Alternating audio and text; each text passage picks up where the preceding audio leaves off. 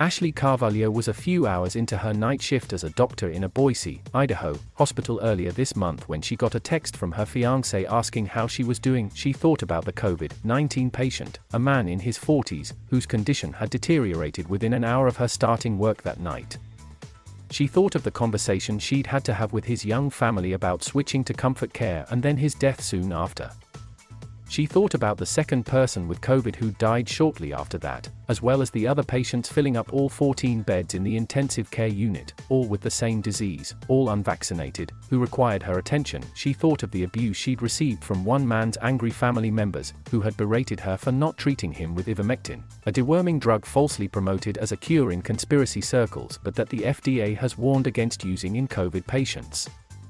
She thought of how police had to remove the man's family after his son-in-law told her, "If you don't do this, I have a lot of ways to get people to do something, and they are all sitting in my gun safe at home."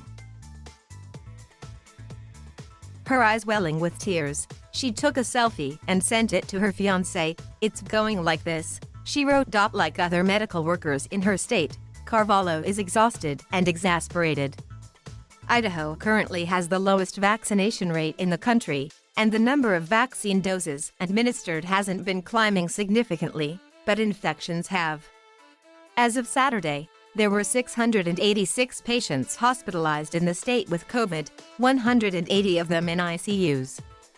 That's hundreds more than what flooded hospitals during the previous surge in December 2020, before safe and effective vaccines were widely available. Carvalho and her colleagues cannot fathom how they've ended up in this situation. She has anger, certainly, but that requires too much energy. She's mostly just sad and burned out. "I think it's just kind of a hopeless feeling," she told BuzzFeed News after finishing her shift on Tuesday evening.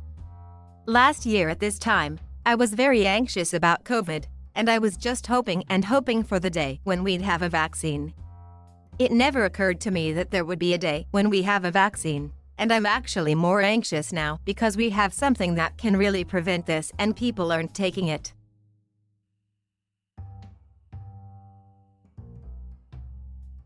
Thank you for watching. Please subscribe